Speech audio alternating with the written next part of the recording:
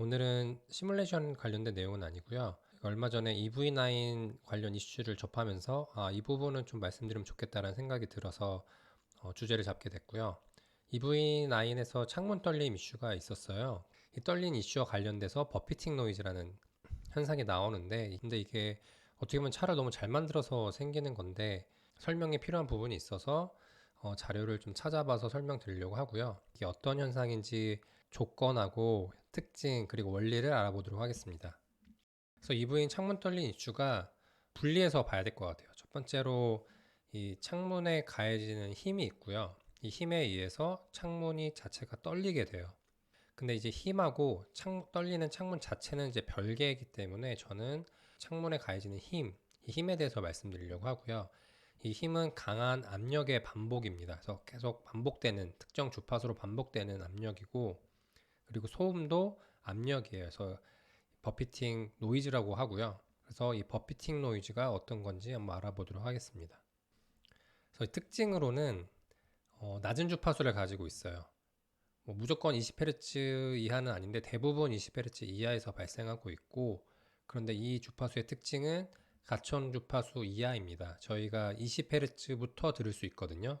근데 그보다 낮은 주파수에서 이 소음이 발생하면 저희가 귀로 듣는 것보다는 오히려 몸으로 느껴지는 현상으로 이해하시면 돼요. 실제로도 되게 피곤함을 느끼는 이런 주파수로 느껴질 수 있습니다. 그리고 굉장히 강한 압력이 발생하는데 100dB 이상으로 이 압력, 즉 소음이 발생해요. 저희가 보통 얘기하는 이런 사무실, 뭐 이런 주변 환경이 뭐 30dB에서 40dB 사이로 되는데 100dB 이상이면은 이거는 굉장히 시끄러운 상태고, 이런 수준의 소음에 장시간 노출되면 굉장히 피로도가 쌓이고 심하면은 데미지를 먹을 수가 있습니다. 그리고 발생되는 조건으로는 이제 하나의 창문이나 아니면 썬루프가 개방된 상태에서 고속 주행을 하면 발생합니다. 고속 주행 속도는 이제 뭐 대충 80km에서 120km 이 레인지에서 발생하게 됩니다. 버피팅 노이즈가 잘 발생하는 더 유리한 차량 조건이 있는데, 첫 번째로는 이 SUV 타입, 즉 아니면 외건이나 해치백처럼 차량 공간 안에가 큰 사이즈를 갖거나 아니면 부피가 큰 조건일 때, 길이도 더 길 때, 그래서 이런 차량들에서 더 발생을 잘 하고, 두 번째로는 이 낮은 공기 저항 계수입니다. 공력 디자인을 굉장히 잘했다는 거예요. 그래서 우측에 보시면 이 사진처럼 이 풍동 시험실에서 이런 어떤 시험을 하고 실제 시뮬레이션도 하게 되는데, 이 공기 저항 계수가 낮으면 낮을수록 이제 저희 효율이 올라가잖아요. 연비가 올라가는 것처럼 특히 전기차로 오면서 이 공기 저항 계수가 굉장히 중요해지고, 이런 차량일수록 더 발생하기가 유리합니다. 그리고 세 번째로는 차폐력이 높을수록 발생하기 좋아요. 이 차폐력이 뭐냐면 차량에 있는 그런 미세한 틈들이 잘 막혀 있는 거예요. 저희가 차음 성능이 좋다라고 하는데, 운전을 할 때 어떤 소음이, 외부 소음이 들어오는 게 그런 밀폐가 아주 잘 될수록, 차폐력이 높을수록 저희가 소음이 더 조용하거든요. 그래서 이런 조건일 때, 즉 안에 있는 공기랑 바깥에 있는 공기랑 잘 차단되어 있을 때 버피팅 노이즈가 더 잘 발생합니다.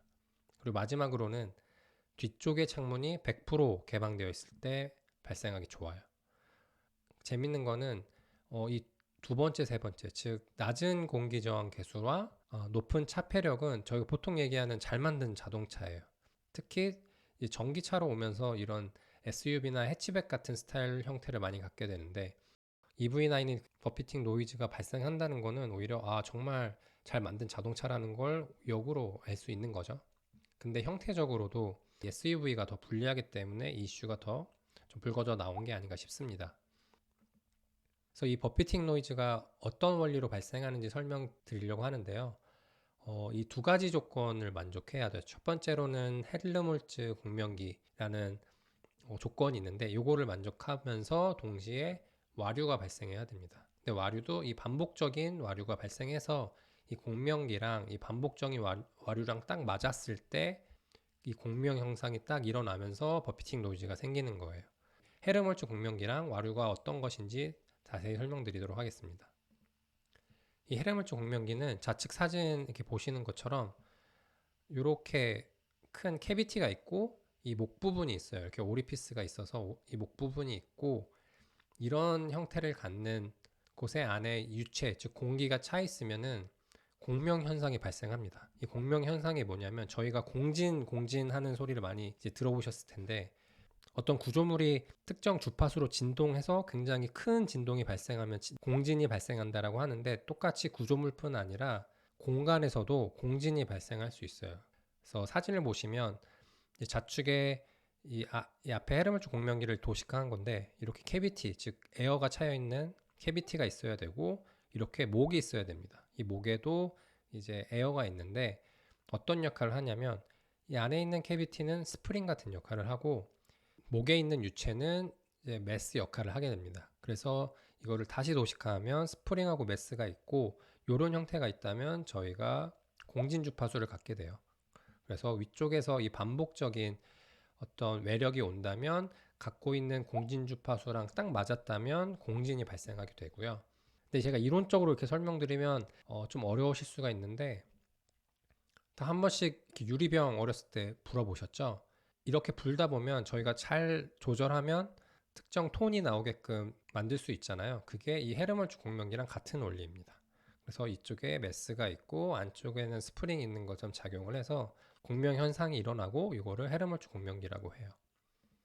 이걸 차량으로 와서 다시 한번 설명을 드리면 지금 차를 위에서 아래로 바라본 거고 지금 앞쪽 시트랑 뒤쪽 시트가 이렇게 보이고 지금 여기가 창문 문이죠. 문이 있고 도로가 있는 이제 위에서 아래를 바라본 조건이고요.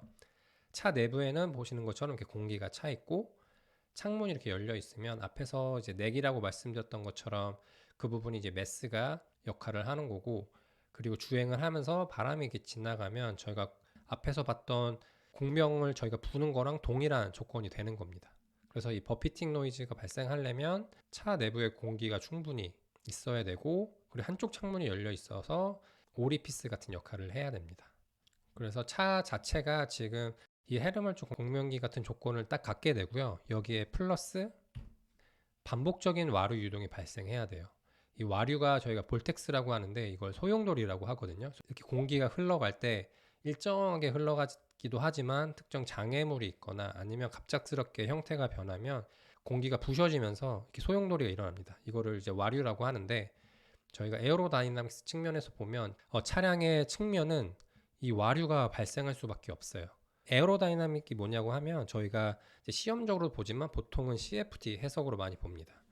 그래서 유동 해석이라고 하는데 해석 기술을 이용해서 개발 단계에서 많이 검증을 하게 되고 보시는 것처럼 앞에서 이렇게 바람이 불어올 때 이 어떻게 공기가 흘러가는지 이거를 컴퓨터 시뮬레이션을 통해서 볼 수 있습니다. 그래서 특정 구간에서는 이제 와류가 발생하는지를 미리 가상으로 확인할 수 있고요.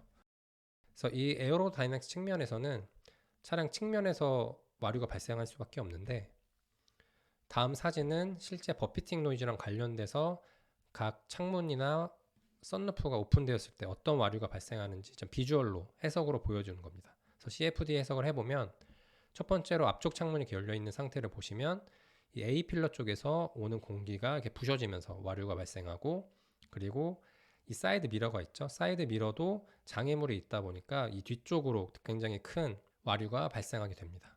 그리고 B 필러를 맞으면서 여기서도 좀 공기가 부셔지게 되고요. 두 번째로는 이제 뒤쪽 창문만 열려 있는 조건에서 이렇게 공기가 오다가 이 열린 부위 주변에서 이렇게 부셔지는 걸 볼 수가 있고 여기도 똑같이 구조물에 의해서 부셔지고 있습니다. 마지막으로는 썬루프가 오픈되어 있을 때는 여기서도 동일하게 앞유리창을 타고 오던 공기가 이렇게 부셔지는 이런 와류가 발생하는 걸 알 수가 있습니다. 그래서 요거를 저희가 CFD를 통해서 볼 수가 있어요. 그래서 이게 내 차에서도 발생을 하는지 아니면 뭐 EV9만의 문제인지 아니면 SUV만의 문제인지 궁금하실 수가 있는데 일반적인 세단에서도 발생할 수 있고요. 대신에 차량 조건에 따라서 속도 조건이 달라진다거나 아니면 발생하더라도 소음 크기나 실제 느껴진 느낌은 좀 달라질 수가 있어요. 근데 앞에서 말씀드렸던 것처럼 그런 조건 안에 공기가 있고 창문만 열린 상태가 그리고 와류 조건만 딱 맞아진다면 뭐 차량 종류 상관없이 발생할 수 있습니다. 그래서 제가 이거 버피팅 노이즈를 직접 속도별로 테스트 해보거나 아니면 차량별로 테스트 해보면 좋을 텐데 사실 위험하기도 굉장히 위험하고요. 대신에 굉장히 많은 테스트 결과가 이미 있어요. 설명을 못 믿으시겠다면 이미 연구된 결과를 보시면 되고요. 역사가 오래된 내용이기 때문에 결과가 굉장히 많아서 제가 그 중에 최근에 있던 논문 하나 가져와서 설명드리려고 합니다. 2015년도에 발표된 논문을 설명드리려고 해요. 그래서 이 제목으로 검색해 보시면 제 원문을 다 확인하실 수가 있고요.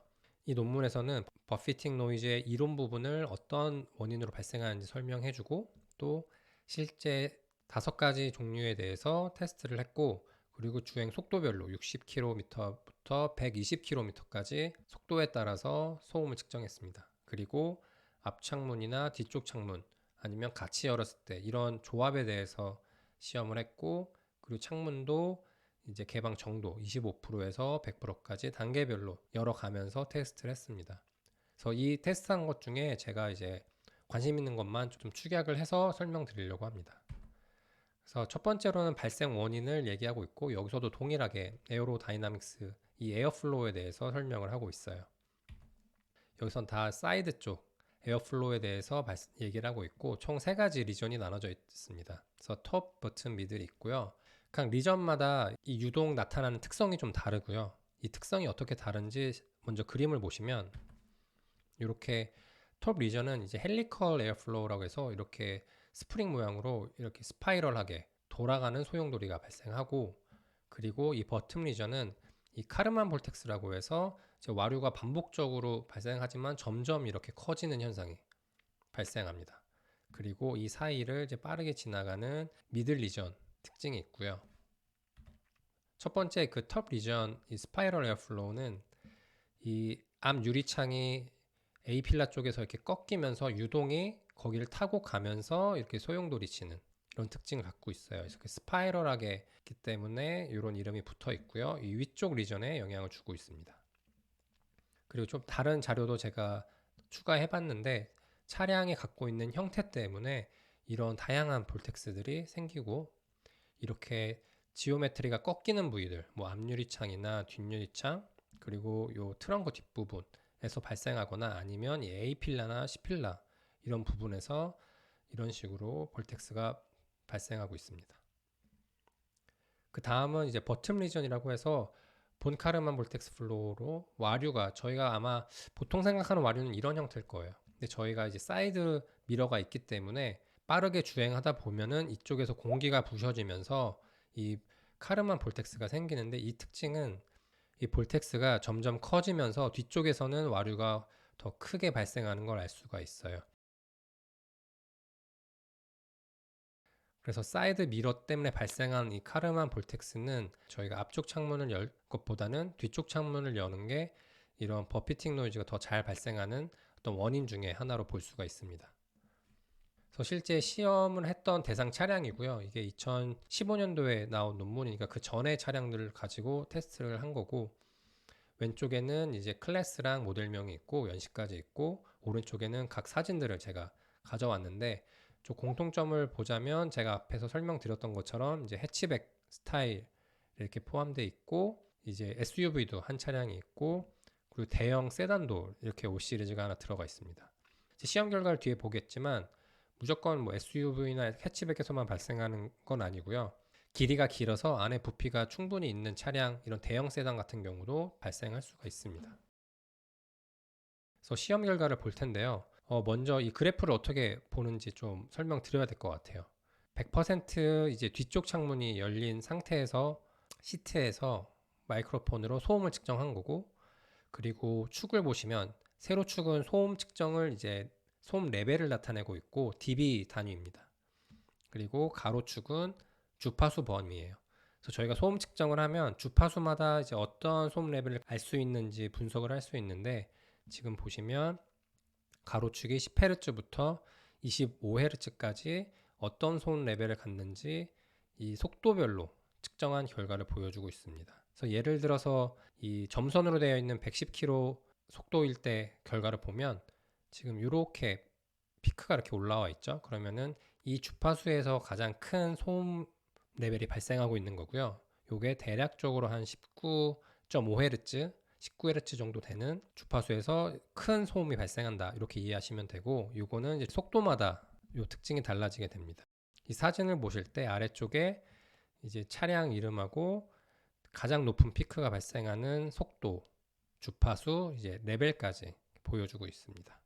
그래서 속도별로 다시 한번 보면 이제 빨간색이 60km, 보라색이 70, 그리고 파란색이 80km, 초록색이 90km, 주황색이 100km 이렇게 가는데요.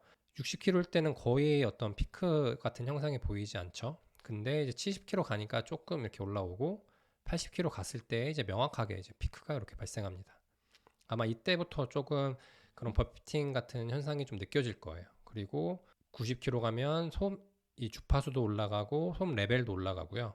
100km 가서도 둘 다 올라갑니다. 솜 레벨 올라가고 주파수 올라간 다음에 딱 110km로 가면 이게 딱 공명이 맞은 것 같아요. 헤르몰츠 특징에 인해서 갖춘 조건하고 주행 속도로 발생하는 와류, 반복적으로 발생하는 와류 속도가 딱 맞았을 때 공명이 일어나서 지금 굉장히 큰 135dB, 굉장히 큰 레벨이거든요.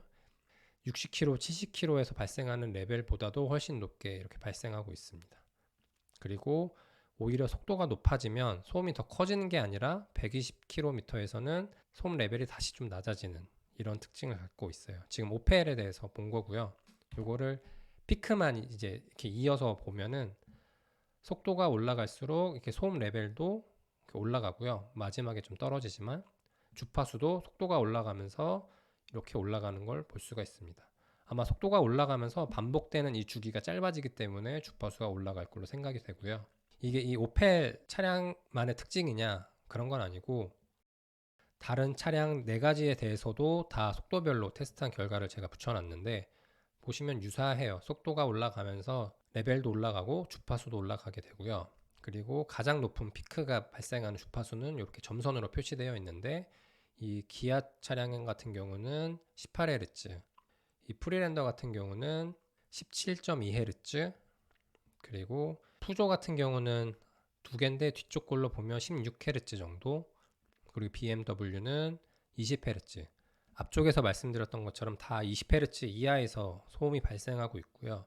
레벨도 보면 가장 높은 거 기준으로 130, 126, 130, 132 이렇게 굉장히 높은 수준의 소음이 발생합니다. 다 100dB 이상으로 소음이 발생하고 있고요. 그래서 이 테스트 결과를 보면 차량 종류에 상관없이 속도가 올라가면 소음 레벨이 올라간다. 그리고 속도 딱 공명이 딱 맞아 떨어지는 그 주파수를 지나면 속도가 더 높아지면 소음은 다시 내려간다는 걸 시험 결과에서 볼 수가 있습니다. EV9과 같은 SUV 차량 요 프리랜더로 보면은 방금 말씀드린 현상이 아주 잘 나타나는 걸 볼 수가 있습니다. 그 다음 시험 결과는 이제 앞쪽 창문을 100% 열었을 때랑 뒤쪽 창문을 100% 열었을 때 비교한 결과고요. 위쪽이 오펠 차량이고 아래쪽은 BMW 차량입니다. 그래서 오펠 차량 결과를 보면 앞유리 창문 열었을 때도 앞에서 봤던 거랑 유사한 형태로 이렇게 그래프가 분포가 되어 있죠. 그리고 100km일 때 가장 높은 피크가 발생하고 레벨은 125dB 정도 발생합니다. 같은 차량을 갖고 뒤쪽 창문만 열었을 때는 분포가 이렇게 움직이는 건 비슷한데 레벨 자체가 완전히 달라요. 앞쪽에 봤던 것보다 거의 한 10dB 이상 높게 발생하고 있고 이 뒤쪽 창문 열었을 때는 이 110km가 가장 높은 특징을 가지고 있습니다. 그래서 오펠 차량 같은 경우도 앞쪽 창문 연 것보다 뒤쪽 창문 열었을 때 이 버피팅 현상이 좀 더 명확하고 아주 잘 발생하는 걸 알 수가 있어요. 그리고 BMW 결과를 보면은 앞쪽 창문만 열었을 때는 앞에 조건이 딱 만족하진 않았는지 피크가 명확하게 발생하진 않고요. 뒤쪽 창문을 열었을 때는 명확하게 피크가 이렇게 발생하고 있습니다. 지금 테스트한 이 BMW 같은 경우는 아마 앞쪽 창문만 열었을 때는 버피팅 노이즈가 되게 크게 느껴지지 않을 확률이 크고 뒤쪽 창문 열었을 때는 아주 크게 느껴질 것 같습니다. 이렇게 버피팅 노이즈가 차량마다 뭐 길이나 크기에 민감하기 때문에 앞쪽 창문이냐 뒤쪽 창문이냐 발생할 수도 있고 좀 덜 발생할 수 있겠지만 명확한 거는 앞쪽 창문보다는 이 뒤쪽 창문을 열었을 때가 아주 잘 발생할 수 있는 걸 테스트로 볼 수 있습니다.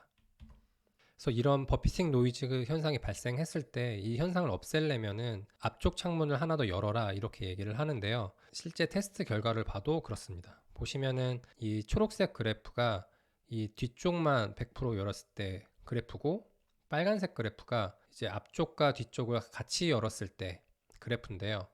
확실히 초록색 그래프는 135dB이 명확하게 발생하는데 둘 다 열었을 때는 115dB로 20dB만큼 감소한 걸 알 수가 있고 아마 이 정도 감소하면은 거의 없어진 것처럼 느껴질 겁니다. 이제 시험적으로도 창문 뒤쪽 하나만 열었을 때랑 앞뒤 모두 열었을 때 현상이 훨씬 완화되는 걸 확인할 수 있었습니다. 그래서 논문 결과를 다시 요약해보면요. 차량에 관계없이 속도가 빨라지면 소음 레벨이 대부분 증가하고 그에 따라서 고유 진동수도 증가하는 걸 알 수가 있고요.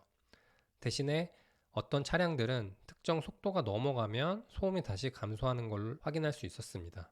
그리고 이 창문을 열었을 때 앞쪽보다는 뒤쪽 창문 개방 시 더 강한 소음이 난다는 것을 테스트로도 확인할 수 있었습니다. 이거는 아까 얘기했던 그 버튼 리전의 이 카르만 볼텍스 때문에 발생하는 현상이 이 뒤쪽 창문에 더 크게 영향을 주기 때문에 이런 특징이 실제 테스트에서도 확인이 된 거고, 그리고 동시에 뒤쪽과 앞쪽 창문을 개방하면 소음이 현저히 감소하는 걸 확인할 수 있었습니다. 그래서 이렇게 제가 논문 하나를 가져와 봤지만 이렇게 관련된 스터디된 게 굉장히 많고 오래된 역사를 가지고 있는 현상이기 때문에 뭐 이게 갑자기 나온 그런 이슈도 아니고 잘 알려진, 오히려 자동차 업계에 오래 계셨거나 아니면 소음 진동을 공부해 보셨던 분들은 잘 알고 있는 현상인데 EV9 와서 이슈가 돼서 좀 어떻게 보면 재밌고 어떻게 보면 좀 황당할 수가 있을 것 같아요.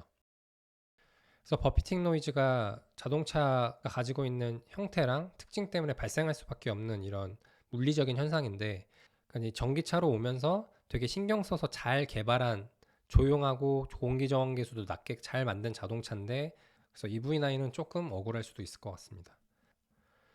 그래서 오늘 소음 진동 관련돼서 말씀을 드렸는데 다음에도 이렇게 설명드리면 좋을 만한 주제가 있으면 준비해 보도록 하겠습니다. 오늘 말씀드린 내용에 대해서 궁금한 점이나 뭐 추가적인 내용 있으면 댓글 남겨주시고요. 오늘도 시청해 주셔서 감사합니다.